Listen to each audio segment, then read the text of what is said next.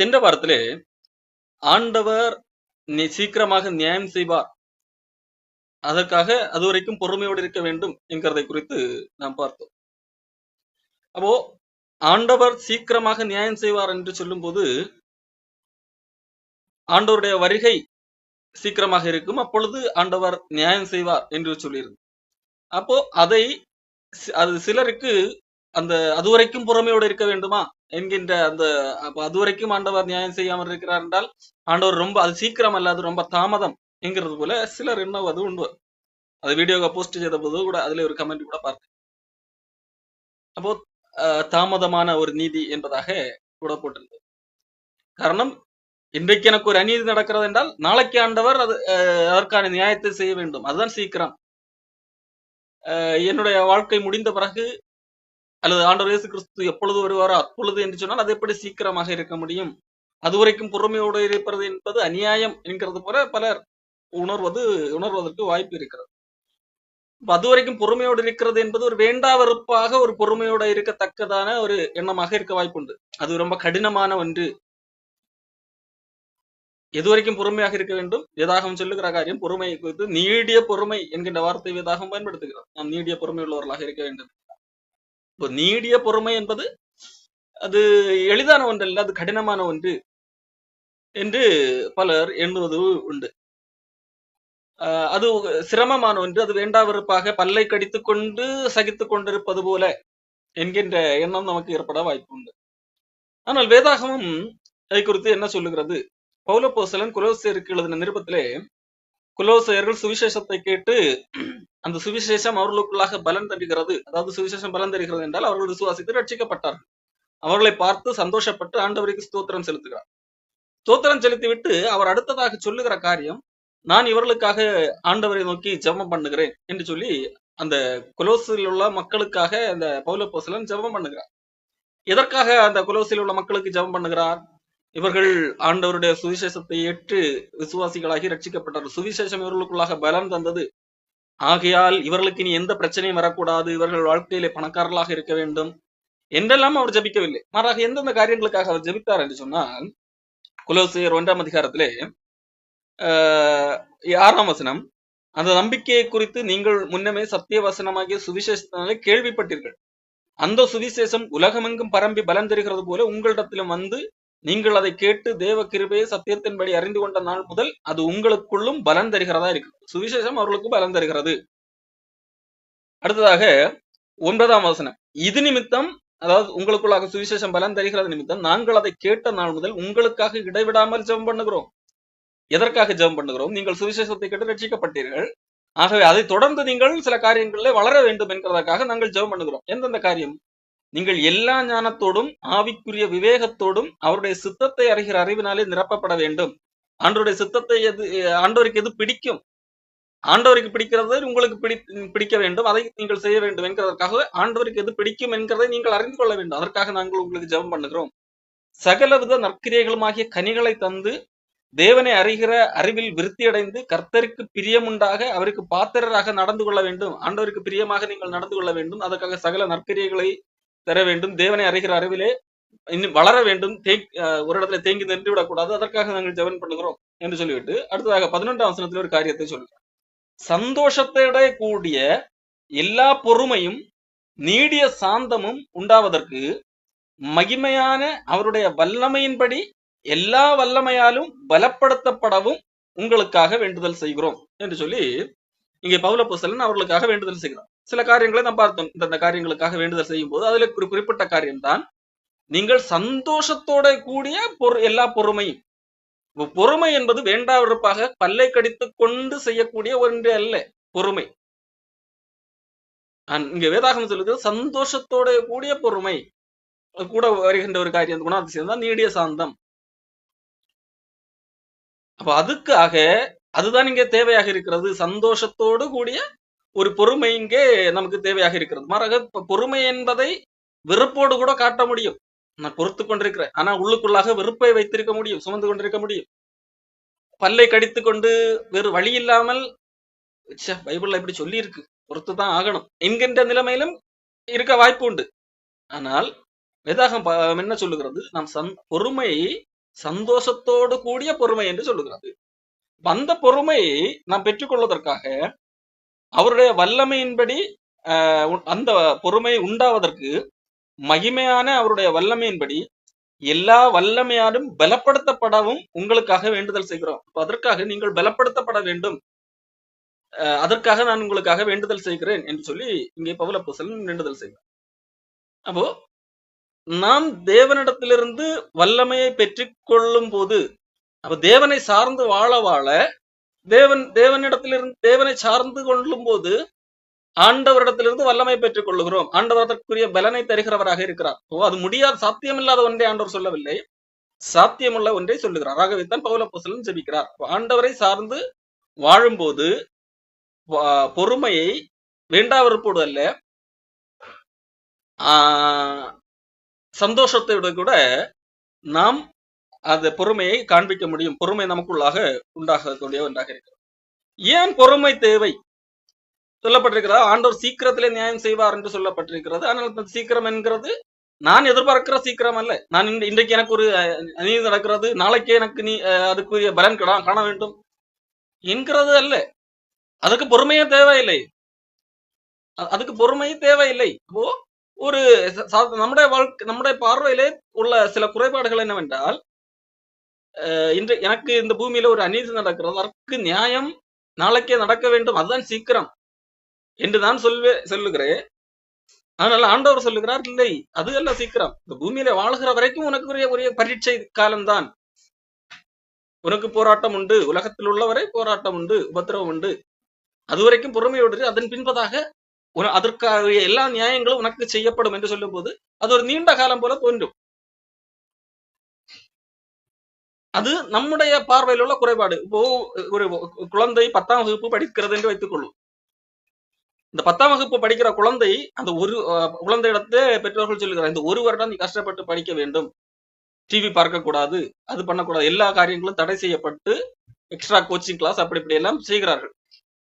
செய்யும்போது பெற்றோர்கள் என்னது, இதெல்லாம் வெறும் கொஞ்ச காலம் தான், வெறும் ஒரு வருஷம் தான், ஒரு வருஷம் நீ கஷ்டப்பட்டால் போதும். வெறும் சொல்லும்போது எப்படி சொல்லுகிறார்கள், வெறும் ஒரு வருஷம் தான், அல்லது இன்னும் சொல்ல போனால் ஒரு 12ஆம் வகுப்பு வரைக்கும் 10லிருந்து 12, வெறும் 3 வருஷம் தான், இப்படி சொல்றதுக்குள்ள போய்விடும் என்று சொல்லி பெற்றோர்கள் சொல்லி ஊக்கப்படுத்துவது. ஆனால் அந்த குழந்தை, அந்த படிக்கின்ற பிள்ளையை பொறுத்த வரைக்கும் 3 வருஷமா இல்லை, 10ஆம் வகுப்புண்டா ஒரு வருஷம் கஷ்டப்படணுமா, இது எப்படி சின்ன பீரியடு பெரிய பீரியட் என்பதாக தோன்றும். அது அவர்களுடைய மனநிலை. ஆனால் வெளியிலிருந்து பார்க்கின்ற பெற்றோர்களுக்கு எப்படி தெரியும், 3 வருஷம் டக்குன்னு போயிடும், அதுக்கு பிறகு அவனுடைய எதிர்காலம் நன்றாக இருக்கும் என்று எண்ணுவது அல்லவா? அதை போலத்தான் நாம் குறுகிய மனநிலையில் இந்த உலகம் உட்பட்டு பார்க்கிறதுனால் ஆண்டவர் வருகையின் போது நமக்கு செய்யப்படுகிற நீதி என்பது அவ்வளவு காலம் காத்திருக்க வேண்டுமா என்கிறது போல தோன்றுகிறது. ஆனா ஆண்டவருடைய பார்வையிலே அதன் பிறகு என்கிறது ஒரு பெரிய நீண்ட காலம், எல்லையில்லா காலம். அந்த அடிப்படையில பார்க்கும்போது இது என்னது, ஒரு சின்ன ஒரு பீரியட் தான். அப்ப இது ஒரு சீக்கிரமான ஒரு காலம் தான். அது வரைக்கும் நாம் பொறுமையோடு இருக்க வேண்டும். சரி, ஏன் பொறுமையோடு இருக்க வேண்டும்? ஏதாகிலும் ஒரு காரணம் இருக்கிறதா நான் பொறுமையோடு தான் இருக்க வேண்டும் என்கிறதற்கு? ஆமா, முதலாவது ஆண்டவர் நம்மிடத்திலே பொறுமையாக இருக்கிறார். நாம் ஏன் பொறுமையோடு இருக்க வேண்டும்? காரணம், ஆண்டவர் நம்மிடத்திலே பொறுமையாக இருக்கிறார். ஆண்டவர் எந்தெந்த விதங்களிலே நம்மிடத்திலே பொறுமையாக இருக்கிறார் தெரியுமா? 2 பேதுரு புஸ்தகத்திலே 3ஆம் அதிகாரத்திலே 9ஆம் வசனத்திலே பேதுரு எழுதுகிறார். 2 பேதுரு 3:9, தாமதிக்கிறார் என்று சிலர் எண்ணுகிறபடி கர்த்தர் தமது வாக்குத்தத்தத்தை குறித்து தாமதமாக இராமல் ஒருவரும் கெட்டு போகாமல் எல்லாரும் மனம் திரும்ப வேண்டும் என்று விரும்பி நம்மேல் நீடிய பொறுமையுள்ளவராக இருக்கிறார். ஆண்டவர் பொறுமையோடு இருக்கிறார். பாருங்கள், ஆண்டவர் நினைத்தால் என்னது, ஒரு நிமிடத்திலே ஒட்டுமொத்த பேரையும் அழித்து விட முடியும். ஒரு மனிதன் தவறு செய்கிறான், பாவம் செய்கிறான் என்று சொன்னால் இமீடியட்டாக எல்லாரையும் அழித்து விட முடியும். ஆனால் ஆண்டவர் என்ன செய்யவில்லை, நம்மை அழிக்கவில்லை.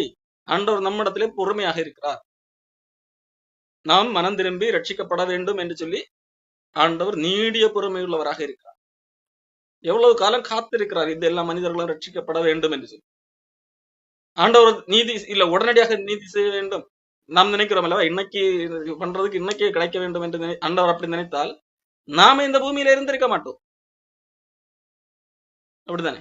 அப்போ காரணம் இந்த பூமியில் உள்ள எந்த மனிதர்களும் நல்லவர்கள் அல்ல. அப்ப ஆண்டவர் மனிதர்கள் மீது நீடிய பொறுமை உள்ளவராக இருக்கிறார். அப்ப ஆண்டவர் என் மீது பொறுமை உள்ளவராக இருக்கிறார் என்று சொன்னால் அவரிடத்திலிருந்து பொறுமையை பெற்றுக் கொண்ட நான் என் பொறுமையை காண்பிக்க கூடாது. 1 தீமோத்தேயு புத்தகத்திலே 1ஆம் அதிகாரத்திலே பவுலப்போஸ்தலன் ஒரு காரியத்தை சொல்லுகிறார். தன்னுடைய வாழ்க்கையிலிருந்து ஒரு காரியத்தை சொல்லுகிறார். 1 தீமோத்தேயு 1ஆம் அதிகாரம் 15, 16. பாவிகளை ரட்சிக்க கிறிஸ்து இயேசு உலகத்தில் வந்தார் என்கிற வார்த்தை உண்மையும் எல்லா அங்கீகரிப்புக்கும் பாத்திரமானது. அவர்களில் பிரதான பாவி நான். இப்போ பவுல் தன்னை சொல்லுகிறார், ஆண்டவர் பாவிகளை காப்பாற்றுவதற்காக வந்தார். அப்படி காப்பாற்ற வந்த பாவிகளிலே முக்கியமான ஒரு பிரதான பெரிய பாவி நான். அப்படி இருந்தும் நான் பிரதான பாவியாக இருந்தும் ஆண்டவர் என்ன செய்யவில்லை, அழிக்கவில்லை. மாறாக என்னிடத்திலே பொறுமையாக இருந்திருக்கிறார். அப்படி இருந்தும் நித்திய ஜீவனை அடையும்படி இனிமேல் இயேசு கிறிஸ்துவிடத்திலே விசுவாசமாக இருக்கிறவர்களுக்கு திருஷ்டாந்தம் உண்டாகும்படி, ஒரு உதாரணமாக இருக்கும்படியாக பிரதான பாவியாகிய என்னிடத்தில் அவள் எல்லா நீடிய பொறுமையையும் காண்பிக்கும்படி இரக்கம் பெற்றேன். பாருங்கள், பவுல் இங்கே சொல்லுகிறார், நான் ஒரு பெரிய ஒரு பாவி. ஆண்டவர் எனக்கு தக்கதான ஒரு செயலை செய்ய வேண்டும் என்றால் உடனடியாக என்ன செய்திருக்கலாம், அழித்திருக்கலாம். ஆனால் என்ன செய்யவில்லை, அழிக்கவில்லை. மாறாக எல்லா நீடிய பொறுமையும் காண்பிக்கும்படிக்கு தக்கதாக நான் இரக்கம் பெற்றவனாக இருக்கிறேன். இது எனக்கு மட்டுமல்ல, நான் ஒரு உதாரணம். இதை போல இனிமேல் இயேசு கிறிஸ்துவிடத்துல யாரெல்லாம் விசுவாசமாக இருக்கிறார்களோ அவர்களுக்கு நான் ஒரு உதாரணமாக இருக்கத்தக்கதாக ஆண்டவர் இந்த காரியத்தை செய்திருக்கிறார். ஆண்டவர் பொறுமையாக இருந்து ஒரு பிரதான பாவியாகிய என்னை மன்னித்து என்னிடத்துல பொறுமையாக இருக்க, என்னை அழிக்காமல் என்னை வைத்திருந்தார். நான் திரும்புவேன் ஆண்டவரிடத்திலே, ஆண்டவருடைய இரக்கத்தை பெற்று நான் ஆண்டவருடைய பக்கமாக திரும்புவேன் என்று ஆண்டவர் காத்து என்னிடத்துல பொறுமையாக இருந்திருக்கிறார். அது எனக்காக மட்டுமல்ல, இனிமேல் இதே போல பிரதான பாவிகளாகிய மற்ற பாவிகளுக்கும் ஒரு வாய்ப்பு உண்டு. அவர்களும் இரக்கம் பெற முடியும் என்கிறதற்கு நான் ஒரு உதாரணம் என்று சொல்லி இங்கே பவுல் சொல்லியிருக்கிறார். அப்போ ஆண்டவர் இயேசு கிறிஸ்து நம்மிடத்திலே பொறுமையாக இருக்கிறார். ஆகையால் நான் பொறுமையாக இருக்க முடியும். ரோமர் 2:4 பவுலப்போஸ்தலன் சொல்லும் போது, தேவ தயவு நீ குணப்படும்படி உன்னை ஏவுகிறது என்று அறியாமல் அவருடைய பொறுமை, தயவு, பொறுமை, நீடிய சாந்தம் இவைகளின் ஐஸ்வர்யத்தை அசட்டை பண்ணுகிறாயோ. ஆண்டவர் பொறுமையாக இருக்கிறார். அதை அசட்டை பண்ணுகிறவர்கள் இருக்கிறார்கள். ஆண்டவருடைய பொறுமையை மதிக்காமல் இன்னும் நிர்வசாரமாக இருக்கிறவர்கள் இருக்கிறார்கள். இருந்தும் ஆண்டவர் பொறுமையாக இருக்கிறார். பாருங்க, அப்ப ஆண்டவர் பொறுமையாக இருக்கிறபடியால் ஏன் நான் பொறுமையாக இருக்கிறேன்? ஆண்டவர் என்னிடத்துல பொறுமையாக இருக்கிறார். நான் செய்கிற அநியாயங்கள், நான் செய்கிற ஆண்டவருக்கு விரோதமாக செய்கிற துரோகங்கள், ஆண்டவருக்கு விரோதமாக செய்கிற பாவங்கள் எல்லாவற்றையும் பொறுத்து கொண்டிருக்கிறார். அப்போ ஆண்டவர் என் மேல் பொறுமையாக இருக்கிறார் என்று சொன்னால் அவர் சாதாரண பொறுமை அல்ல, நீடிய பொறுமை உள்ளவராக இருக்கிறார். எவ்வளவு நல்லது. நாம் சில வேளைகளை நினைப்போம், நான் எனக்கு விரோதமாக இவர்கள் இப்படி எல்லாம் செய்கிறார்கள், நான் ஏன் இப்படி பொறுக்க வேண்டும் என்றெல்லாம் நினைப்போம் அல்லவா? கணக்கு போட்டு பார்த்தால், நாம் ஆண்டவருக்கு விரோதமாக செய்த பாவத்தை எண்ணி பார்த்தால், ஆண்டவர் இதே போல நினைத்தால் என்ன ஆகுது நம்முடைய நிலைமை? அப்போ ஆண்டவர் பொறுமையாக இருக்கிறார். ஆகையால் நாம் பொறுமையாக இருக்க வேண்டும். மத்தேயு 18ஆம் அதிகாரத்திலே இயேசு கிறிஸ்து ஒரு உவமையை சுட்டிக்காட்டு. அதுல ஒருவன் ஒரு பெரிய எஜமானத்திலே 10,000 பணம் கடன் வாங்கி இருக்கிறான். அவன் திருப்பி கொடுக்க முடியவில்லை. அப்பொழுது அந்த பணம் கொடுத்தவன் பணத்தை திரும்ப கேட்கும் போது நடக்கிற அந்த காரியத்தை குறித்து இங்கே சொல்லப்பட்டிருக்கிறது. அதுல 26வது வசனம், அந்த பணத்தை கேட்கிறவனிடத்திலே அந்த பணத்தை கொடுத்தவனிடத்திலே அந்த பணத்தை வாங்கினவன் சொல்லுகிறான். 26ஆம் வசனம், அந்த ஊழியக்காரன் தாழ விழுந்து வணங்கி, ஆண்டவனே என்னிடத்தில் பொறுமையாக இரும், எல்லாவற்றையும் உமக்கு கொடுத்து தீர்க்கிறேன் என்றான். அப்போ பாருங்கள், இவன் கொடுக்க வேண்டியவன் இன்னும் என்னது கொடுக்க முடியவில்லை. ஆனால் என்னிடத்துல பொறுமையாக இரும் என்று சொல்லும் போது என்ன செய்கிறார்? அந்த எஜமான் பொறுக்கிறார். அந்த ஊழியக்காரனுடைய ஆண்டவன் மனதிறங்கி அவனை விடுதலை பண்ணி கடனையும் அவனுக்கு மன்னித்து விட்டார். எவ்வளவு பெரிய பொறுமை பாருங்கள். அவன் நிஜமாக ஒரு 10,000 கொடுக்க வேண்டி இருக்கிறது, 10,000 தாலந்து கொடுக்க வேண்டி இருக்கிறது. ஆனால் என்னது, மன்னித்து விட்டான், பொறுக்கிறார். ஆனால் அதே வேளையிலே இவனுக்கு என்னது ஒரு வாய்ப்பு வருகிறது. இவனிடத்திலே ஒருத்தன் 100 தாலந்து கடன்பட்டவனாக இருக்கிறான். 29வது வசனத்தில் சொல்லப்பட்டிருக்கிறது, அப்பொழுது அவனுடைய உடன் வேலைக்காரன் அவன் காலிலே விழுந்து, என்னிடத்திலே பொறுமையாயிரும், எல்லாவற்றையும் உமக்கு கொடுத்து இருக்கிறேன் என்று சொல்லி அவனை வேண்டான். அப்ப அவனுக்கு கீழாக ஒருத்தன் 100 வாங்கி இருக்கிறான்ல, அந்த 100 வாங்கினவன் அந்த 100 கடன் கொடுத்த இப்ப கொஞ்சம் ஒரு பொறுமையை பெற்றான் இல்ல, அந்த ஆண்டவனிடத்திலிருந்து பொறுமையை பெற்றுக் கொண்டான் அல்லவா, ஒரு மன்னிப்பை பெற்றுக் கொண்டான் அல்லவா, அவன் தான் இவனுக்கு 100 கொடுத்தவன். இந்த 100 கொடுத்தவன் அவனிடத்துல வந்து கேட்க, என்னிடத்திலே கொஞ்சம் பொறுமையாக இருந்து நான் எப்படியாவது கொடுக்கிறேன் என்று சொல்லும் போது அவனால் பொறுக்க முடியவில்லை. இவன் அவனுடைய ஆண்டவனிடத்திலிருந்து பொறுமையை பெற்றுக்கொண்டான். அவர் பொறுத்தார். இவன் செய்த எல்லா காரியங்களையும் பொறுத்தார். இவன் கொடுக்க வேண்டிய கடனை பொறுத்தார். ஆனால் அவனுக்கு கீழாக இருக்கிற ஒரு மனிதனிடத்தில் இவனால் பொறுமையை காண்பிக்க முடியவில்லை, அவனை பொறுக்க முடியவில்லை. மாறாக அவனை தண்டிக்கக்கூடிய நல்ல இடத்துக்கு போகிறான். ஆகவே இதை கண்டுகொண்டு வருகிற இதில் கேள்விப்பட்ட அவனுடைய ஆண்டவன் என்ன செய்கிறான் சொல்லும் போது என்ன சொல்லுகிறார்? 33ஆம் வசனம், நான் உனக்கு இறங்கினது போல நீ உன் வீழைக்காரனுக்கு இறங்க வேண்டாமோ என்று சொல்லி அவனுடைய ஆண்டவன் கோபம் அடைந்து அவன் பட்ட கடனை எல்லாம் தனக்கு கொடுத்து தீர்க்கும் அளவும் பாத்திக்கிறவர்களிடத்திலே அவனை ஒப்பு கொடுத்தான். பாருங்க, நான் உன்னிடத்திலே இறங்கினேன், நான் உன்னிடத்திலே பொறுமையாக இருந்தேன், ஆனால் நீ என்ன செய்யவில்லை, அதே போல நீ இறங்க இருக்க வேண்டியதா இருந்தது என்று சொல்லி அவனை அந்த உபாதிக்கிறவர்களிடத்திலே அவனை கொடுத்து விடுகிறதை நாம் பார்க்கிறோம். அப்போ ஏன் நான் பொறுமையாக இருக்க வேண்டியது அவசியமாக இருக்கிறது? ஆண்டவர் நம்மிடத்திலே பொறுமையாக இருக்கிறார். அப்ப ஆண்டவர் என்னை பொறுத்திருக்கிறார் என்கிறதை உணர்ந்தால், அன்பை காட்டி இருக்கிறார், அதை நான் உணர்ந்தால் அன்பு காட்ட வேண்டும். அவரிடத்திலே பொறுமையை காட்டி இருக்கிறார், நீடிய பொறுமையாக இருக்கிறார். ஆகவே நானும் நீடிய பொறுமை உள்ளவனாக இருக்க வேண்டும். இரண்டாவது, இயேசு கிறிஸ்து ஒரு பொறுமையினுடைய ஒரு சிறந்த உதாரணம். ஆண்டவர் இயேசு கிறிஸ்து எந்த அளவுக்கு பொறுத்தார் என்கிறதை நாம் பார்க்க வேண்டிய அவசியம் இருக்கிறது. ஆண்டவர் பாவிகள் நம் மீது பொறுமையாக இருக்கிறார். நம் நிமித்தம் எந்த அளவிற்கு, எந்த விதமான சூழ்நிலைகளிலே, எந்த எக்ஸ்ட்ரீம் லெவலுக்கு அவருடைய பொறுமை இருந்தது. இங்க பூமியில மனிதனாக வந்தபோது, மனிதனாக வந்த இயேசு கிறிஸ்து ஒரு மாதிரி, நமக்கு ஒரு மாதிரியாக இருக்கிறார். அப்படிப்பட்டவர் எந்த அளவுக்கு பொறுமையாக இருந்தார் என்று சொல்லி எபிரேயர் 12ஆம் அதிகாரத்திலே 1 to 3 வசனங்களிலே எபிரேய ஆசிரியர் சொல்லுகிறார். ஆகையால் மேகம், அதாவது 11ஆம் அதிகாரத்திலே விசுவாசத்தினால் வாழ்க்கை நடத்தினவர்களை குறித்து சொல்லப்பட்டு இருக்கிறது. அவர்களை குறித்து, இத்தனை மேகம் போன்ற திரளான சாட்சிகள் நம்மை சூழ்ந்து கொண்டிருக்க, பாரமான யாவற்றையும் நம்மை சுற்றி நெருங்கி நிற்கிற பாவத்தையும் தள்ளிவிட்டு விசுவாசத்தை துவக்குகிறவரும் முடிக்கிறவருமாகிய இயேசுவை நோக்கி நமக்கு நியமித்திருக்கிற ஓட்டத்தில் பொறுமையோடு ஓடக்கடவும். அப்போ ஆண்டவர் இயேசு கிறிஸ்துவை பார்த்து நோக்கி அவரை மாதிரியாக பின்பற்றி, அவர் வழிகளை பின்பற்றி அப்படி பொறுமையாக நாம் ஓடக்கடவும் என்று சொல்லிவிட்டு, இயேசு கிறிஸ்து எந்த அளவுக்கு பொறுமையாக இருந்தார் என்று சொல்லி 2ஆம் வசனத்திலே சொல்லப்பட்டார். அவர் தமக்கு முன் வைத்திருந்த சந்தோஷத்தின் பொருட்டு அவமானத்தை எண்ணாமல் சிலுவையை சகித்து தேவனுடைய சிங்காசனத்தின் வலது பரஸ்திலே வெற்றிருக்கிறார். இயேசு கிறிஸ்து என்ன செய்தார்? அவருக்கு முன்பாக ஒரு சந்தோஷம் இருக்கிறது. அந்த சந்தோஷம் எப்பொழுது கிடைக்கும்? இன்னைக்கு பொறுமையாக இருந்தால் அடுத்த 10 நிமிஷத்திலே, 1 நிமிஷத்திலே, 1 மணி நேரத்திலே சந்தோஷம் கிடைக்கும். அப்படி அல்ல. அவர் எதிர்கால சந்தோஷம் என்று சொன்னால், ஏசாயாவை குறித்து எழுதும்போது, அவர் தம்முடைய ஆத்ம வருத்தத்தின் பலனை கண்டு திருப்தியாவார். தம்முடைய தாசனை பற்றும் விசுவாசத்தினால், அதுல தாசனை பற்றும் அறிவினால் அநேக மக்கள் நீதிக்குட்படுவார்கள். அதுதான் அவருடைய சந்தோஷம்.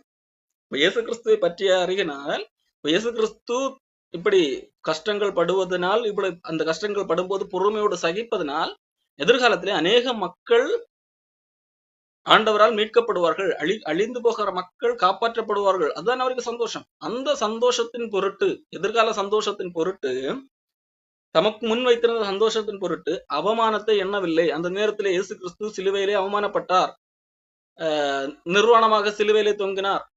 எல்லாரும் பார்க்கத்தக்கதாக அவரை அவமானப்படுத்தினார்கள். நீ தேவனுடைய குமாரன் என்று சொன்னாயே, நீ தேவனுடைய குமாரனாக இருந்தால் என்னது கீழே இறங்கி வா என்றெல்லாம் அவரை அவமானப்படுத்தினார்கள், துப்பினார்கள், பரியாசம் பண்ணினார்கள். அவர் இயேசு கிறிஸ்து உயிரோடு வாழ்ந்த காலத்திலும் அவருடைய சகோதரர்கள் கூட அவரை மதிக்கவில்லை.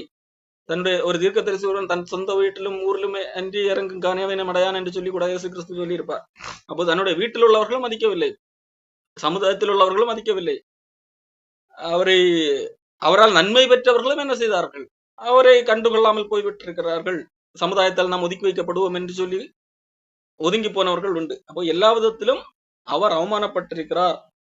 ஆனால் அந்த அவமானத்தை என்ன செய்தார்? பொறுமையோடு சகித்தார். காரணமே அவருக்கு எதிர்காலத்திலே வைக்கப்பட்டிருந்த சந்தோஷம் பெரிதாக இருந்தது. இந்த வேளையிலே நான் பொறுமையோடு சகிக்கவில்லை என்றால், இந்த விடத்திலே நான் பொறுமையை இழந்தேன் என்று சொன்னால், எதிர்கால சந்தோஷம் என்பது பல மக்களுடைய மீட்பு, பல மக்களை நரகத்திலிருந்து ஆண்டவர் பக்கம் திருப்புவது. அதுதான் ஆண்டவருக்கு சந்தோஷம். அந்த சந்தோஷம் வராமல் போய்விடும், அந்த நிகழ்வு நடக்காமல் போய்விடும் என்கிறதற்காக எதிர்காலத்திலே அப்படி ஒரு பெரிய சந்தோஷம் காணப்பட வேண்டும். மனம் திரும்புகிற ஒரு பாவி நிமித்தம் பரலோகத்தில் மிகுந்த சந்தோஷம் உண்டாயிருக்கும். அப்ப அதற்காகத்தான் இயேசு கிறிஸ்து இங்கே வந்து இவ்வளவு பாடுகள் பட்டு அவமானப்படுகிறார். அந்த சந்தோஷத்தின் பொருட்டு இயேசு கிறிஸ்து என்ன செய்கிறார்? எல்லாவித பாடுகளையும் அவமானத்தையும் சகிக்கக்கூடியவராக, பொறுமையோடு சகிக்கக்கூடியவராக இருக்கிறார். ஆகவே இதை காண்பித்து 3ஆம் வசனத்தில் எபிரேயர் 12:3 சொல்லப்படுகிறது. ஆகையால் நீங்கள் இளைப்புள்ளவர்களாய் உங்கள் ஆத்துமாக்களில் சோர்ந்து போகாதபடிக்கு தமக்கு விரோதமாய் பாவிகளால் செய்யப்பட்ட இவ்விதமான விபரீதங்களை சகித்த அவரையே நினைத்துக் கொள்ளுங்கள். இயேசு கிறிஸ்துவை நினைத்து கொண்டு நாம் பொறுமையோடு சகிக்க வேண்டும், அந்த பொறுமையோடு நடக்க வேண்டும், பொறுமையை காண்பிக்க வேண்டும்.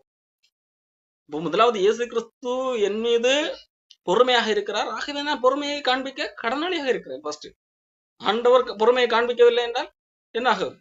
நான் காப்பாற்றப்படவே முடியாது.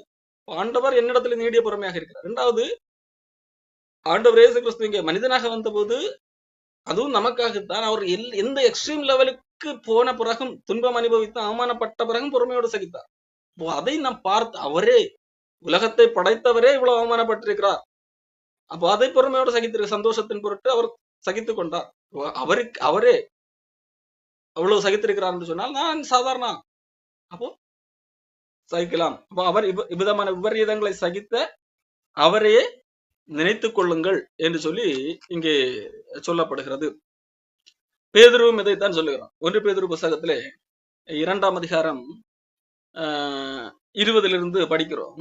1 பேதுரு 2:20, நீங்கள் குற்றம் செய்து அடிக்கப்படும் போது பொறுமையோடு சகித்தால் அதனால் என்ன கீர்த்தி உண்டு? நீங்கள் ஒரு குற்றம் செய்கிறீர்கள், அப்போ வேற வழி இல்லை, சகிக்கிறீர்கள். அது அல்ல, தவறே செய்யல, ஆனா உங்களுக்கு ஒரு அநீதி நடக்கிறது, அதுல ஒரு பொறுமையோடு சகிக்கிறது தான் காரியம். நீங்கள் குற்றம் செய்தது அது நிமித்தம் ஒரு பாடு வருகிறது என்றால் அது நீங்கள் செய்த தவறினுடைய விளைவு. ஆனால் நீங்கள் தவறு செய்யவில்லை, ஆனால் உங்களுக்கு ஒரு குற்றம் நடக்கிறது போல தெரிகிறது, உங்களுக்கு ஒரு உபத்திரவம் வருகிறது என்றால் அதை சகிக்க வேண்டும். இயேசு கிறிஸ்து அதைத்தான் செய்தார். 1 பேதுரு 2:20, நீங்கள் குற்றம் செய்து அடிக்கப்படும் போது பொறுமையோடு சகித்தால் அதனால் என்ன கீர்த்தி உண்டு?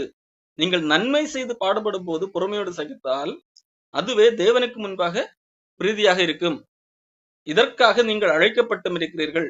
ஏனெனில் கிறிஸ்துவும் உங்களுக்காக பாடுபட்டு நீங்கள் தம்முடைய அடிச்சுவடுகளை தொடர்ந்து வரும்படி உங்களுக்கு மாதிரியை பின்வைத்து போனார். இயேசு கிறிஸ்து எதை நமக்கு மாதிரியாக வைத்திருக்கிறார்? அவருடைய அடிச்சுவடுகளை பின்பற்றும்படி நமக்கு மாதிரியை பின்பற்றிருக்கிறார். அந்த அடிச்சுவடு எதை? கிறிஸ்துவும் உங்களுக்காக பாடுபட்டு நீங்கள் தம்முடைய அடிச்சுவடுகளை தொடர்ந்து வருகிறார். அப்புறம் அவர் இயேசு கிறிஸ்து நமக்காக பாடுபட்டார். அவர் தீமை செய்து குற்றம் செய்து அடிக்கப்படவில்லை, அவர் நன்மை செய்கிறார். அந்த நன்மை செய்த பிறகும் அவருக்கு என்னது? உபத்திரவம் வருகிறது, பாடு வருகிறது. அப்ப அதைத்தான் நமக்கு முன்மாதிரியாக வைத்திருக்கிறார். அந்த அடிச்சுவடுகளை நாம் நடக்க வேண்டும். அவரை குறித்து சொல்லப்பட, அவர் பாவம் செய்யவில்லை, அவருடைய வாயில் வஞ்சனை காணப்படவும் இல்லை. மாறாக அவர் வையப்படும் போது பதில் வையாமலும், திட்டும் போது அவர் பதிலுக்கு திட்டவில்லை, பாடுபடும் போது பயமுறுத்தாமலும், பாடுபடும் போது பதிலுக்கு பயமுறுத்தவில்லை, நியாயமாய் தீர்ப்பு செய்கிறவருக்கு தம்மை ஒப்புவித்தார். அப்போ இதுதான் நமக்கு மாதிரியாக வைத்திருக்கிறார். இயேசு கிறிஸ்து நமக்கு மாதிரியாக இருக்கிறார். அவர் பாடுபட்டு அதிலே பொறுமையோடு சகித்து நமக்கு ஒரு மாதிரியை காண்பித்திருக்கிறார். ஆகையால் நாம் பொறுமையோடு அந்த மாதிரியை பின்பற்றி நாம் பொறுமையோடு சகிக்க வேண்டும் என்கிறதை நாம் புரிந்து கொள்ள வேண்டும். இயேசு கிறிஸ்துவை மட்டுமல்ல, இயேசு கிறிஸ்து நமக்கு மாதிரியாக இருக்கிறார், அதுதான் முக்கியமானது. ஆனால் இதே வழிகளிலே அநேக மக்கள் பாடுபட்டிருக்கிறார்கள். யாக்கோபு 5ஆம் அதிகாரத்திலே 10ஆம் வசனத்திலே சொல்லப்பட்டிருக்கிறது, சகோதரரே, கர்த்தருடைய நாமத்தினாலே பேசின தீர்க்கதரிசிகளை துன்பப்படுத்தலுக்கும் நீடிய பொறுமைக்கும் திருஷ்டாந்தமாக வைத்துக் கொள்ளுங்கள். பாருங்கள், இயேசு கிறிஸ்து மட்டுமல்ல, கர்த்தருடைய நாமத்தினாலே பேசின தீர்க்கதரிசிகள் இருக்கிறார்கள் அல்லவா? அப்போஸ்தலர்களை வாழ்க்கை எடுத்துக்கொள்ளுங்கள். அவர்களை நாம் திருஷ்டாந்தமாக உதாரணமாக வைத்துக் கொள்ளுங்கள், ஒரு எடுத்துக்காட்டாக வைத்துக் கொள்ளுங்கள் என்று சொல்கிறார். எதற்கு? துன்பப்படுத்தலுக்கும் அதை பொறுமையோடு சகித்துக் கொள்ளுதலுக்கும், துன்பப்படுத்தலுக்கும் நீடிய பொறுமைக்கும். நீடிய பொறுமைக்கு அவர்களை உதாரணமாக நீங்கள் வைத்துக் கொண்டு நீங்கள் பொறுமையாக இருங்கள் என்று சொல்லப்பட்டிருக்கு. இங்க ஒரு உதாரணமாக யாக்கோபு சொல்கிறார், யோபின் பொறுமை குறித்து கேள்விப்பட்டிருக்கிறீர்கள், கர்த்தருடைய செயலின் முடிவையும் கண்டிருக்கிறீர்கள், கர்த்தர் மிகுந்த இருக்கமும் இரக்கம் உள்ளவராக இருக்கிறாரு. அப்போ யோபுடைய வாழ்க்கையில என்னது? அவர் பொறுமையோடு சகித்தார். கர்த்தருடைய செயலின் முடிவு எப்படி இருந்தது? ஆசீர்வாதமாக அமைந்தது. அதே போல நாமும் நம்முடைய இந்த பூமியில் உள்ள வாழ்க்கையில பொறுமையோடு சகிக்கும் போது முடிவு எப்படி இருக்கும்? அது ஆசீர்வாதமாக இருக்கும் என்று சொல்லப்படுகிறது. நமக்கு முன்பாக ஆண்டவர் பல உதாரணங்களை வைத்திருக்கிறார். ஆனால் எல்லாவற்றுக்கும் மேலாக இயேசு கிறிஸ்து ஒரு பெரிய மாதிரியாக இருக்கிறார். இப்போ இயேசு கிறிஸ்து நமக்காக பாடு சகித்திருக்கிறார். அந்த பாடலே அவர் பொறுமையை காண்பித்திருக்கிறார். அவர் சிறந்த உதாரணமாக இருக்கிறார். ஆகையால் நாம் பொறுமையை காண்பிக்க வேண்டும். அடுத்ததாக நாம் ஏன் பொறுமையோடு இருக்க வேண்டும், நீடிய பொறுமை உள்ளவர்களாக இருக்க வேண்டும்? காரணம், அது ஆண்டவருக்கு ஒரு பிடித்தமான ஒரு செயல். நாம் நன்மை செய்கிறோம், நன்மை செய்கிறது நிமித்தம் நமக்கு ஒரு பாடு வருகிறது. அந்த பாடுகளை நாம் சகிக்கிறோம் என்று சொன்னால், அந்த பாடுகளை பொறுமையோடு இருக்கிறோம் என்று சொன்னால், அந்த பாடுகளில் நாம் சந்தோஷமாக பொறுமையோடு இருக்கிறோம் என்று சொன்னால், அது ஆண்டவருக்கு மிகவும் பிடித்தமான செயல். இதை லாஸ்டாக படித்த 1 பேதுரு 2ஆம் அதிகாரத்திலே 20ஆம் வசனம், நீங்கள் குற்றம் செய்து அடிக்கப்படும் போது பொறுமையோடு சகித்தால் அதனால் என்ன கீர்த்தி உண்டு? நீங்கள் நன்மை செய்து பாடுபடும் போது பொறுமையோட சகித்தால் அதுவே தேவனுக்கு முன்பாக பிரீதியாக இருக்கும். அப்போ அது தேவனுக்கு முன்பாக ஒரு நலமான காரியமாக இருக்கும் என்று சொல்லி இங்கே பேதுரு சொல்லுகிறார். அப்போ நாம் நன்மை செய்கிறோம், ஆனால் அது நிமித்தம் ஒரு பாடு வருகிறது. அந்த பாடுக்கு எதிராக நாம் இறங்குவதல்ல, அந்த இடத்துல நம்முடைய பொறுமையை கைவிடுவதல்ல, மாறாக அந்த பாடு பொறுமையோடு சகிப்பது என்பது தேவனுக்கு நம்மை குறித்த ஒரு பிடித்தமான செயலாக இருக்கிறது, தேவனுக்கு பிரியமான ஒரு செயலாக இருக்கிறது. ஆகையால் நாம் பொறுமையோடு காணப்பட வேண்டியது அவசியமாக இருக்கிறது. அடுத்ததாக நாம் ஏன் பொறுமையாக இருக்க வேண்டும், நீடிய பொறுமை உள்ளவராக இருக்க வேண்டும் என்று சொன்னால், அது சோதனையில் வெற்றி பெறுவதற்கான ஒரு குணாதிசயமாக இருக்கிறது. இந்த பூமியிலே ஒரு வாழ்க்கையிலே சோதனைகள் உண்டு. அந்த சோதனையிலே நாம் வெற்றி பெறுவதற்கு பொறுமை அவசியமாக இருக்கிறது. யாக்கோபு புஸ்தகத்திலே 1ஆம் அதிகாரம் 3, உங்கள் விசுவாசத்தின் பரீட்சையானது பொறுமையை உண்டாக்கும் என்று அறிந்து அதை மிகுந்த சந்தோஷமாக எண்ணுங்கள். நீங்கள் ஒன்றிலும் குறைவுள்ளவர்களாக இராமல் பூரணராயும் நிறைவுள்ளவராக இருக்கும்படி பொறுமையானது பூரண கிரியை செய்ய கடவது. உங்கள் விசுவாசத்தின் பரீட்சை, அது ஒரு பரீட்சையாக இருக்கிறது. விசுவாசம் சோதிக்கப்படுவதற்கான ஒரு பரீட்சை. அந்த பரீட்சை பொறுமையை உண்டாக்கக்கூடிய, இந்த பொறுமை என்கின்ற குணாதிசயத்தை உண்டாக்கக்கூடிய ஒன்றாக இருக்கிறது. ஆகவே அந்த இடத்துல நாம் பொறுமையை காக்க வேண்டும். ஆகவே அந்த இடத்துல அது துன்பம், பாடு எப்படியாக இருந்தாலும் அதை சகிக்க வேண்டும், சந்தோஷமாக அதை சகிக்கக்கூடியவர்களாக இருக்க வேண்டும். ரோமர் 5ஆம் அதிகாரத்திலே பவுல் அப்போஸ்தலன் சொல்லுகிற காரியம் 3ஆம் வசனத்திலே, உபத்திரவம் பொறுமையையும் பொறுமை பரீட்சையும் பரீட்சை நம்பிக்கையும் உண்டாக்குகிறது என்று நாங்கள் அறிந்து உபத்திரவங்களிலே மேன்மை பாராட்டுகிறோம். இப்போ ஒரு உபத்திரவம் பிரச்சனை வருகிறது, ஆனால் அதை குறித்து நாங்கள் மேன்மை பாராட்டுகிறோம். ஏன்? இந்த உபத்திரவம் என்ன செய்கிறது? பொறுமை பரீட்சை நம்பிக்கையும் உண்டாக்குகிறது. பொறுமை என்ன செய்கிறது? நம்மை முழுமையாக்குகிறது. அது நம்ம அந்த பரீட்சையிலே வெற்றி பெற வைக்கிறது. நம்முடைய அது ஒரு சோதனை, அந்த சோதனையில வெற்றி பெறக்கூடிய ஒரு காரியம் பொறுமையாக இருக்கிறது. காரணம், இந்த பொறுமை இல்லாத காரணத்தினால் அநேக மக்கள் அந்த பரீட்சையில தோற்று போய் இருக்கிறார்கள். ஆகவே பரீட்சையிலே வெற்றி பெறுவதற்கு பொறுமை அவசியமாக காணப்படுகிறது. இன்னும் சொல்ல போனால், ஒரு மனிதன் தேவனை விசுவாசிக்கிறான், இயேசு கிறிஸ்துவை விசுவாசிக்கிறான். அவன் எதற்காக இயேசு கிறிஸ்துவை விசுவாசிக்கிறான், அவன் உண்மையிலே இயேசு கிறிஸ்துவை விசுவாசிக்கிறவன் தானா என்கிறதை அறியக்கூடியதுதான் அந்த பரீட்சை. அப்போ அவன் ஒரு மனிதன் உண்மையிலேயே இயேசு கிறிஸ்துவை விசுவாசிக்கிறானா இல்ல அவன் போலியான விசுவாசியா என்கிறதை அறியக்கூடிய தான் அந்த பரீட்சையாக காணப்படுகிறது. அப்போ உண்மை கிறிஸ்தவன் யார் என்பதை கண்டுகொள்வதற்கு பொறுமை அவசியமாக இருக்கிறது. யார் எவ்வளவு துன்பமான சூழ்நிலையிலும் அதை பொறுமையாக ஹேண்டில் பண்ணுகிறார்களோ, அதை சகித்துக் கொண்டிருக்கிறார்களோ, அவர்கள் தேவன் பேருள்ள விசுவாசத்தை வெளிப்படுத்துகிறவர்களாக இருக்கிறார். இஸ்ரவேல் மக்களை ஆண்டவர் அநேக அற்புதங்களை காண்பித்து அழைத்துக் கொண்டு வருகிறார். அழைத்துக் கொண்டு வந்து அந்த வனாந்திரத்தில் பாதையில் வரும்போது அவர்களுக்கு உணவு பற்றாக்குறை, தண்ணீர் பற்றாக்குறை எல்லாம் வருகிறது. அவர்கள் என்ன செய்ய அந்த அதெல்லாம் ஒரு துன்பங்கள் தானே. அப்போ அவர்கள் என்ன செய்கிறார்கள்? பொறுமையை கை கொள்ளவில்லை, மாறாக ஆண்டவருக்கு எதிராகவே களமிறங்குகிறார்கள். ஆண்டவருக்கு எதிராக முறுமுறுக்கிறவர்களாக மாறுகிறார்கள். இங்கே பொறுமை இழக்கப்படுகிறது. இல்லை, ஆண்டவர் இவ்வளவு காரியத்தை அழைத்துக் கொண்டு வந்தார், நாம் பொறுமையோடு இருப்போம், ஆண்டவர் ஒரு நாள் கண்டிப்பாக சொன்னதை நிறைவேற்றுவார், ஆண்டவர் கண்டிப்பா வாக்கு கொடுத்திருக்கிறார், கானான் தேசத்துக்கு கூட்டிக் கொண்டு போவேன் என்று. எனது ஆகவே பொறுமையாக இருப்போம் என்று சொல்லி இருக்கவில்லை, மாறாக எங்களை கொல்வதற்காக இங்கே அழைத்துக் கொண்டு வந்தீர் என்று சொல்லி ஆண்டவருக்கு எதிராக கலகம் பண்ணுகிறவர்களாக இருந்தார்கள். மோசே மேலே மலைக்கு மேலே ஏறி போய் சில நாட்கள் காணவில்லை. அப்போ என்னது, அது வரைக்கும் பொறுத்துக் கொள்ளிருக்க மனவில்லை. ஒரு 40 நாள் தான். என்ன செய்கிறார்கள்? இல்லை, மோசைக்கு என்ன நடந்ததுன்னு தெரியாது, எங்களுக்கு வேற தெய்வங்களை உண்டாக்கித்தாரு, நாங்கள் பார்க்கத்தக்கதாக ஒரு தெய்வம் வேண்டும் என்று சொல்லி தெய்வத்தையே அவர்கள் கற்பனையில் உருவான ஒரு கண்டுகுட்டியை உருவாக்கி தெய்வம் என்று சொல்லி வைக்கிறார்கள். பொறுமை இல்லை. ஆகவே புதிதாக நம் மனதுக்கேற்ற தெய்வங்களை உருவாக்கக்கூடிய இதிலேயே காணப்படும். அந்த கண்டுகுட்டிக்கு பெயரை என்ன வைக்கிறார்கள்? கர்த்தர் என்றுதான் பெயர் வைக்கிறார்கள். ஆனால் அது உண்மையான கர்த்தர் அல்ல, இவர்கள் மனதில் இருக்கின்ற வடிவத்தின்படியான ஒரு கடவுள். இன்றைக்கும் அதே போலதான் மனிதர்களுக்கு பொறுமை இல்லை. வேதாகமம் சொல்லுகிற வார்த்தையை பின்பற்றி நடப்பதற்கு எதுவான பொறுமை இல்லாதபடியால் அந்த தங்கள் இஷ்டத்துக்கு ஏற்ப கடவுள்களை உருவாக்குகிறார்கள். பேரை இயேசு என்றுதான் வைத்துக் கொள்வார்கள். நாங்களும் இயேசுவைத்தான் போதிக்கிறோம் என்று சொல்வார்கள், இயேசு கிறிஸ்துவோட சுவிசேஷத்தை தான் அறிவிக்கிறோம் என்று சொல்வார்கள். ஆனால் அது வேற ஒரு இயேசு. அவர்கள் தங்களுடைய கற்பனையிலே உருவாக்கின வேறொரு இயேசுவை மக்களுக்கு காண்பிக்கிறார்கள்.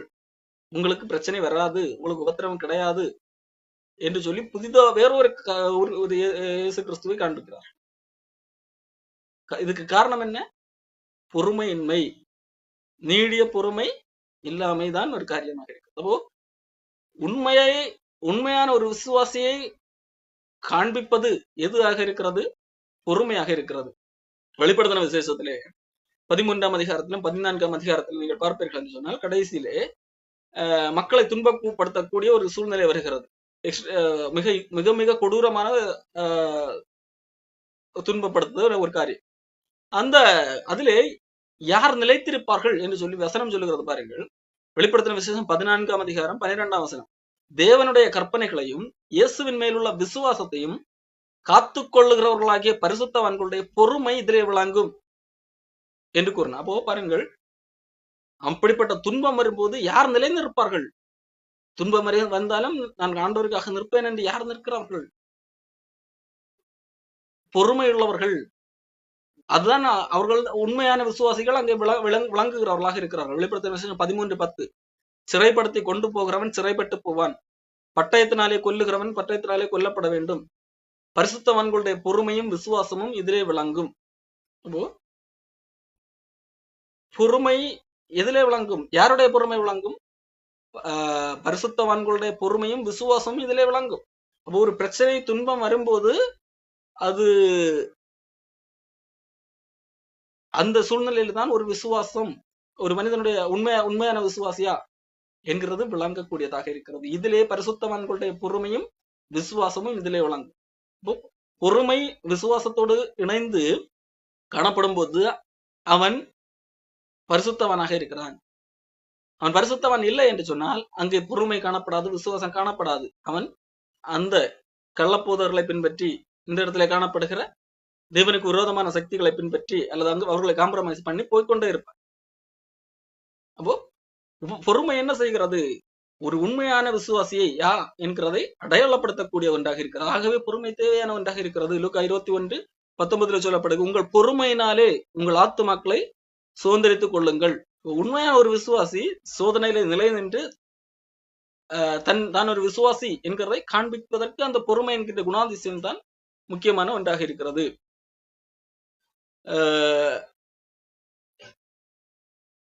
அடுத்ததாக 1 பேதுரு 1ஆம் அதிகாரம் 6ஆம் வசனத்திலே பேதுரு சொல்லுகிற ஒரு காரியம்.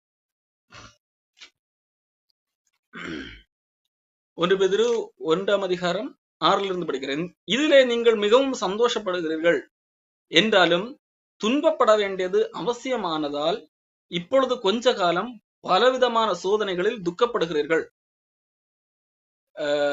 அழிந்து போகிற பொன் அக்கினியினாலே சோதிக்கப்படும், அதை பார்க்கலும் விலையேறப்பெற்றதாக இருக்கிற விசுவாசம் சோதிக்கப்பட்டு இயேசு கிறிஸ்து வெளிப்படும் போது உங்களுக்கு புகழ்ச்சியும் கனமும் மகிமை உண்டாக காணப்படும். பாருங்கள், விசுவாசம் சோதிக்கப்பட்டு அதனுடைய பலன் எப்படி இருக்கிறது? நீங்கள் உண்மையான விசுவாசி என்று கண்டறியப்படும் போது உங்களுக்கு இயேசு கிறிஸ்து வெளிப்படும் போது உங்களுக்கு புகழ்ச்சியும் கனமும் மகிமையும் உண்டாக காணப்படும். இயேசு கிறிஸ்து வெளிப்படும் போது நீங்கள் வெற்றி பெற்றதற்கான அந்த அங்கீகாரம் கிடைக்கக்கூடியதாக இருக்கிறது. அப்போ இந்த விசுவாசம் உண்மை விசுவாசியா இல்ல போலி விசுவாசியா என்று கண்டறிவதற்கு ஒரு சோதனை வருகிறது. அந்த சோதனையை எப்படி வெற்றி கொள்ள முடியும்? இங்கே பொறுமை அவசியமாக இருக்கிறது. அடுத்ததாக நாம் ஏன் பொறுமையாக காணப்பட வேண்டும் என்று சொன்னால், அது மற்றவர்களுக்கு முன்பாக ஒரு சாட்சியாக காணப்படுகிறது. நாம் மற்றவர்களுக்கு ஒரு எடுத்துக்காட்டாக இருக்க முடியும். அடுத்த சந்ததிக்கு நாம் ஒரு நல்ல ஒரு சாட்சியை கடத்தக்கூடியவர்களாக காணப்படக்கூடிய ஒன்று. நாம் ஏற்கனவே படித்தோம். நமக்கு முன்பாக இயேசு கிறிஸ்து ஒரு சாட்சியாக இருக்கிறார். அதற்கு முன்பதாக நாம் யோபு என்கிற ஒரே சாட்சி என்று சொல்லி யாக்கோபு சொல்லுகிறார். தீர்க்கதரிசிகளை துன்பப்படுத்தலுக்கும் பொறுமைக்கும் மாதிரியாக காட்டி தருகிறார். அதே போல நாம் பொறுமையாக நடந்தால் நாம் நமக்கு பின்பு வருகிறவர்களுக்கு ஒரு சாட்சியாக இருக்க முடியும் என்கிறது நமக்கு வேதம் சொல்லுகிற ஒன்றாக இருக்கு. 2 தெசலோனிக்கேயர் புஸ்தகத்திலே பவுலப்போஸ்தலன் ஒரு காரியத்தை எழுதுகிறார். 2 தெசலோனிக்கேயர் 1ஆம் அதிகாரம் 4ஆம் வசனம். தெசலோனிக்கேய மக்களை பார்த்து சொல்லுகிறார், நீங்கள் சகிக்கிற சகல துன்பங்களிலும் உபத்திரவங்களிலும் பொறுமையையும் விசுவாசத்தையும் காண்பிக்கிறது நிமித்தம். இந்த தெசலோனிக்கேய சபை மக்கள் துன்பத்தை சகிக்கிறார்கள், உபத்திரவத்தை சகிக்கிறார்கள். நீங்கள் சகிக்கிற சகல துன்பங்களிலும் உபத்திரவங்களிலும் எதை காண்பிக்கிறார்கள்? பொறுமையையும் விசுவாசத்தையும் காண்பிக்கிறார்கள். மாறாக அவ்வளவு உபத்திரவம் துன்பம் வருகிறது என்று சொல்லி வேண்டாவர் பார்க்க பல்லை கடித்துக் கொண்டு இருக்கவில்லை. அதாக இதெல்லாம் நடக்கும், இதை நாம் கடந்துதான் போக வேண்டும், கண்டிப்பாக இதற்கு பின்பதாக ஒரு பெரிய வாழ்க்கை இருக்கிறது என்று சொல்லி அந்த சந்தோஷத்தின் அடிப்படையிலே இங்கே அதை பொறுமையையும் விசுவாசத்தை காண்பிக்கிறார்கள். அப்ப இதை குறித்து அப்படி அவர்கள் காண்பிக்கிறார்கள் அல்லவா? அதை குறித்து பவுல் என்ன சொல்லுகிறார்? இப்படி காண்பிக்கிறது நிமித்தம், பொறுமையும் விசுவாசத்தையும் காண்பிக்கிறது நிமித்தம் உங்களை குறித்து நாங்கள் தேவனுடைய சபைகளில் மேன்மை பாராட்டுகிறோம். பாருங்கள், நீங்கள் இப்படி பொறுமையை காண்பிக்கிறதுனால நான் என்ன செய்கிறேன்? நான் போகிற சபைகளில் எல்லாம் உங்களை குறித்து மேன்மை பாராட்டுகிறேன். பாருங்கள், அவர்கள் பல துன்பங்கள் படுகிறார்கள், பல்வேறு உபத்திரவங்களை அனுபவிக்கிறார்கள், ஆனால் அதை பொறுமையோடு சகிக்கிறார்கள், சந்தோஷமாக பொறுமையோடு சகிக்கிறார்கள், விசுவாசத்தை விட்டு விலகவில்லை என்று சொல்லி அவர்களை ஒரு உதாரணமாக வைத்து, தெசலோனிக்கே மக்களை உதாரணமாக வைத்து மற்ற சபைகளுக்கு பவுல் காண்பிக்கிறார். இப்போ நாம் மற்ற மக்களுக்கு சாட்சியாக இருப்பதற்கு நமக்கு அந்த பொறுமை அவசியமாக இருக்கிறது என்கிறதை நாம் புரிந்து கொள்ள வேண்டும். அடுத்ததாக நாம் வாக்கு தத்தங்களை பெற்று சுதந்திரித்துக் கொள்வதற்கு பொறுமை அவசியமாக இருக்கிறது. காரணம், ஒரு மனிதன் உண்மையான விசுவாசியாக இருந்தால் மட்டும்தான் வாக்கு தத்தத்தை பெற்றுக் கொள்ள முடியும். விசுவாசத்தினால் தான் வாக்கு தத்தத்தை சுதந்திரித்துக் கொள்ள முடியும். இப்போ அவன் உண்மையான விசுவாசியா இல்லை என்கிறது எப்படி தெரியும்? ஒரு சோதனை வரும்போதுதான் தெரியும். மற்ற சோதனையில வெற்றி பெறுவதற்கு தேவை பொறுமை என்கின்ற குணாதிசயம் தேவை. அது பொறுமைக்கு அது விசுவாசத்தோடு கலந்ததாக காணப்படுகிறது. அப்ப அந்த விசுவாசத்தை காணப்படும் போதுதான், அந்த பொறுமையோடு காணப்படும் போதுதான் அந்த வாக்கு தத்தத்தை சுதந்திரித்துக் கொள்ள முடியும். இதுதான் எபிரேயர் புஸ்தகத்திலே 6ஆம் அதிகாரம் 12ஆம் வசனத்திலே எபிரேய ஆசிரியர் சொல்லுகிறார், உங்களுக்கு நம்பிக்கையின் 11 நீங்கள் அசதியாயிராமல் வாக்குத்தத்தமான ஆசீர்வாதங்களை விசுவாசத்தினாலும் நீடிய பொறுமையினாலும் சுதந்திரித்துக் கொள்ளுகிறவர்களை பின்பற்றுகிறவர்களாக இருந்து உங்களுக்கு நம்பிக்கையின் பூர்ண நிச்சயம் உண்டாகும்படி நீங்கள் யாவரையும் முடிவறிந்தும் அப்படியே ஜாக்கிரதையை காண்பிக்க வேண்டும் என்று ஆசையாக இருக்கிறோம். நீங்கள் அசதியாக இருக்கக்கூடாது. வாக்குத்தத்தமான ஆசீர்வாதங்களை விசுவாசத்தாலும் நீடிய பொறுமையினாலும் சுதந்திரித்துக் கொள்ளுகிறவர்களை பின்பற்றுகிறவர்களாக இருக்க வேண்டும். யாரை பின்பற்றுகிறவர்களாக இருக்க வேண்டும்? நீடிய பொறுமை உள்ளவர்களை, விசுவாசத்தாலும் நீடிய பொறுமையினாலும் வாக்கு தத்தங்களை சுதந்திரித்துக் கொள்ளுகிறவர்களா இருக்க அவர்களை பின்பற்றுங்கள். மாறாக உபத்திரவத்தை சகிக்காதவர்களே அல்ல, உபத்திரவத்தை சகிக்கிறவர்களே, அதான் பொறுமையோடு இருக்கிறவர்களை பின்பற்றுங்கள்.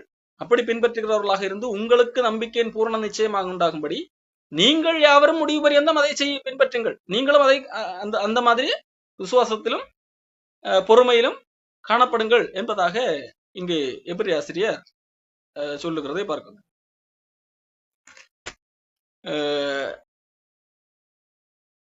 எபிரேயர் 10:36 இதே காரியத்தை தான் சொல்லுகிறார்.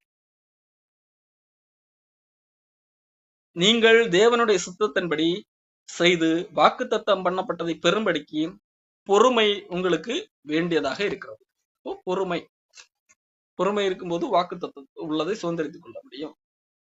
அடுத்ததாக நாம் பொறுமையாக இருக்கிறதுக்கு முக்கியமான காரணம், நாம் எதன் மீது நம்பிக்கையாக இருக்கிறோம் என்கிறதை வெளிப்படுத்துவது நம்முடைய பொறுமையாக இருக்கிறது. நாம் எதன் மீது நம்பிக்கையாக இருக்கிறோம்? இந்த உலகத்தின் மீது நம்பிக்கையாக இருக்கிறோமா? இந்த உலகத்தை அனுபவிப்பதுதான் முக்கியமான எய்ம், அதான் இந்த வாழ்க்கையினுடைய குறிக்கோள், அதுதான் நம்பிக்கையா? அல்ல, நமக்கு இதை காட்டிலும் ஒரு பெரிய வாழ்க்கை இருக்கிறது, இந்த மரித்தாலும் பிழைக்கக்கூடிய ஒரு வாழ்க்கை இருக்கிறது, மேலான ஒரு வாழ்க்கை இருக்கிறது, அது நாம் இன்னும் காணவில்லை, ஆனாலும் என்னது அப்படிப்பட்ட ஒரு வாழ்க்கை இருக்கிறது, அது இயேசு கிறிஸ்துவுக்கு ஒப்பான ஒரு வாழ்க்கை, அவர் எப்படி இருக்கிறாரோ அவரை போல நாமும் மாறக்கூடிய ஒரு வாழ்க்கை இருக்கிறது என்கிறதை நாம் நம்புகிறோமா? எது நம்முடைய நம்பிக்கையாக இருக்கிறது? நாம் இந்த உலகத்திலே காணக்கூடிய உலகம் இருக்கிறது, இந்த காணக்கூடிய உலகம்தான் முக்கியமானது என்று நம்புகிறோமா? இல்லை காணாத ஒரு உலகத்தை குறித்து வேதாகம் சொல்லுகிறது, ஆண்டவர் நமக்கு அறிமுகப்படுத்தி வைத்திருக்கிறார், அது சுவிசேஷத்திலே சொல்லப்பட்ட ஒரு காரியம், நித்திய ஜீவன், அதை நம்புகிறோமா? எதை நம்முடைய நம்பிக்கையாக வைத்திருக்கிறோம்? நாம் எதை நம்புகிறோம் என்கிறதை பறைசாற்றக்கூடிய ஒன்று பொறுமையாக இருக்கிறது. ரோமர் 8 25 அதைத்தான் சொல்லுகிறது. நாம் காணாததை நம்பினோமாகில் அது வருகிறதற்கு பொறுமையோடு காத்திருப்போம். 24 அந்த நம்பிக்கையினால நான் ரட்சிக்கப்பட்டிருக்கோம். காணப்படுகிறதே நம்புகிறது நம்பிக்கையா அல்ல. இந்த உலகத்துல அனுபவிப்பதுதான் நம்பிக்கை, அது என்றால் நம்பிக்கையா அல்ல. ஒருவன் காண்கிறதை நம்ப வேண்டுவதென்ன? நாம் காணாததை நம்பினோமாகில் அது வருகிறதற்கு பொறுமையோடு காத்திருக்க வேண்டும். அது வரைக்கும் நாம் பொறுமையோடு தான் இருக்க வேண்டும். அப்போ நாம் காணாததை நம்புகிறோம், என்று சொல்லுகிறோம். நான் காணாததைத்தான் நம்புகிறேன், இயேசு கிறிஸ்து வாக்களித்த அந்த வாக்குத்தத்தம் அதைத்தான் நம்புகிறேன், நான் இதுவரைக்கும் கண்ணால் பார்க்கக்கூடாத ஒரு காரியத்தை தான் நம்பிக்கொண்டிருக்கிறேன் என்று சொல்லுவோமானால் நாம் பொறுமையுள்ளவர்களாக இருக்க வேண்டும். அதற்காக நாம் பொறுமையுள்ளவர்களாக இருக்க வேண்டும். அப்போ இந்த காரியங்களுக்காக நம்மிடத்திலே பொறுமை அவசியமாக இருக்கிறது. அப்போ பொறுமை என்பது இந்த அடிப்படையில பாருங்கள், பொறுமை என்பது ஒரு வேண்டாவெறுப்பாக பின்பற்றக்கூடியது அல்ல. அதற்கு பின்பதாக ஒரு நோக்கம் இருக்கிறது, ஒரு முடிவில்லாத ஒரு மகிழ்ச்சி இருக்கிறது. அந்த மகிழ்ச்சியின் அடிப்படையிலே நாம் பொறுமையை காண்பிக்கிறவர்களாக இருக்க வேண்டும். 1 பேதுரு 4 பேதுரு சொல்லுகிறார், 4 12 பிரியமானவர்களே, உங்களை சோதிக்கும்படி உங்கள் நடுவில் பற்றி எறிகிற அக்கினியை குறித்து ஏதோ புதுமை என்று திகையாமல் கிறிஸ்துவின் மகிமை வெளிப்படும் போது நீங்கள் களிகூர்ந்து மகிழும்படியாக அவருடைய பாடுகளுக்கு நீங்கள் பங்காளிகளானதால் சந்தோஷப்படுங்கள். நீங்கள் கிறிஸ்துவின் நிந்திக்கப்பட்டால் பாக்கியவான்கள், ஏனென்றால் தேவனுடைய ஆவியாகிய மகிமையுள்ள ஆவியானவர் உங்கள் மேல் தங்கி இருக்கிறார், அவர்களாலே தூஷிக்கப்படுகிறார், உங்களாலே மகிமைப்படுகிறார் என்று சொல்லுகிறார். அப்போ இங்க பேதுரு எதற்காக சொல்லுகிறார்? அன்றைக்கு துன்பப்பட்டு கொண்டிருந்த மக்களை பார்த்து சொல்லுகிறார், நீங்கள் உங்களை சோதிக்கும்படியாக உங்கள் நடுவிலே பற்றி எறிகிற அக்கினி என்பதை துன்பத்தை உபத்திரவத்தை குறித்து பேசிக் கொண்டிருக்கிறார். அதை குறித்து புதுமை என்று, இது என்னடா புதுசா இருக்கு, நான் இது எக்ஸ்பெக்டே பண்ணல என்று சொல்லி தெரியாதீர்கள். இது எக்ஸ்பெக்ட் பண்ணாதான், இயேசு கிறிஸ்து சொன்னதான், உலகத்திலே உங்களுக்கு உபத்திரவம் உண்டு, உலகம் உங்களை பகைக்கும், இயேசு கிறிஸ்து சொன்னா, இது புதுமை அல்ல. புதுமை என்று திகைத்து விடாதீர்கள். எதிர்பார்க்காத ஒன்று என்று திகைத்து விடாதீர்கள் சொல்லப்பட்டது. புதுமை என்று திகையாமல் மாறாக கிறிஸ்துவின் மகிமை வெளிப்படும் போது நீங்களும் கலிகூர்ந்து மகிழும்படியாக, அப்பொழுது நீங்கள் கலிகூர்ந்து மகிழ்வீர்கள். காரணம் நீங்கள் தேவனால் மீட்கப்பட்டவர்கள். ஆக கலிகூர்ந்து மகிழும்படி அவருடைய பாடுகளுக்கு பங்காளிகளானதால், இயேசு கிறிஸ்துடைய பாடுகளுக்கு நீங்கள் பார்ட்னர் ஆகிவிட்டீர்கள். ஆகையால் சந்தோஷப்படுங்கள். உங்களுக்கு இப்படி புதுமையான ஒரு காரியம் நடந்திருக்கிறது என்று பாராதீர்கள். இப்படி ஒரு பாடு வருகிறது என்றால் அது நான் இயேசு கிறிஸ்துடைய பாடுக்கு நானும் பங்காளியாகி விட்டேன் என்று சொல்லி அது நிமித்தம் சந்தோஷப்படுங்கள். சந்தோஷத்தோடு அதை சகிக்க வேண்டும் என்று சொல்லி சொல்லப்படுகிறது. காரணம் நீங்கள் கிறிஸ்துவின் நாமத்து நிமித்தம் நிந்திக்கப்பட்டால் பாக்கியவான்கள். ஏன்? கிறிஸ்து உங்களுக்குள்ள தங்கி இருக்கிறார். அப்போ நீங்கள் நிந்திக்கப்பட்டால் அது தேவனுடைய ஆவியாகிய மகிமையுள்ள ஆவியானவர் உங்கள் மேல் தங்கி இருக்கிறார். அப்போ நீங்கள் நிந்திக்கப்பட்டால் அந்த நிந்தனை, அந்த தூஷணம் யாருக்கு? ஆவியானவர். அதுதான் சொல்லப்பட்டிருக்குது, அவர்களாலே தூஷிக்கப்படுகிறார். உங்களுக்குள்ளாக ஆவியானவர் தங்கி இருக்கும் போது நீங்கள் நிந்திக்கப்படுகிறீர்கள், அவமானப்படுகிறீர்கள், பாடுபடுகிறீர்கள் என்றால் தேவன் இயேசு கிறிஸ்துவுக்கு நீங்கள் பங்காளிகளாக இருக்கிறீர்கள் பாடுகளுக்கு. உங்களாலே அவர்களாலே நீங்கள் அல்ல நிந்திக்கப்படுவது, அங்கே ஆவியானவர் நிந்திக்கப்படுகிறார். மாறாக நீங்கள் அதை சகிக்கும் போது, அதிலே பொறுமையாக இருக்கும் போது, அதை ஏற்றுக்கொள்ளும் போது, எதிர்கால நம்பிக்கையை மனதிலே வைத்துக் கொண்டு அதை சந்தோஷமாக ஏற்றுக்கொள்ளும் போது, ஆண்டவருடைய பாடலே பங்கு பெறுவதற்கு எனக்கும் ஒரு வாய்ப்பு கிடைத்தது, நானும் பங்காளியாகிவிட்டேன் என்று சந்தோஷப்படும் போது உங்களாலே அவர் மகிமைப்படுகிறவராக இருக்கு. ஆகவே பொறுமை என்பது ஒரு சுமை அல்ல, அது ஒரு கடினமான காரியம், அது வேண்டாவிருப்பாக செய்யக்கூடிய காரியம் அல்ல, அது சந்தோஷப்பட வேண்டிய ஒரு காரியம், சந்தோஷத்தோடு செய்ய வேண்டிய ஒரு காரியம் என்கிறதை புரிந்து கொள்ள வேண்டும். அப்போ அது பொறுமை என்னால் காண்பிக்க முடியவில்லை என்று சொன்னால் என்ன செய்ய வேண்டும்? பவுலப்போஸ்தலன் என்ன செய்தார்? ஜெபம் பண்ணுகிறவராக இருக்கிறார். நாம் அதை ஆண்டவர் இடத்தில் சார்ந்து நாம் ஜெபிக்கிறவர்களாக காணும். தொடர்ந்து அடுத்த வாரத்தில் வேறொரு காரியம்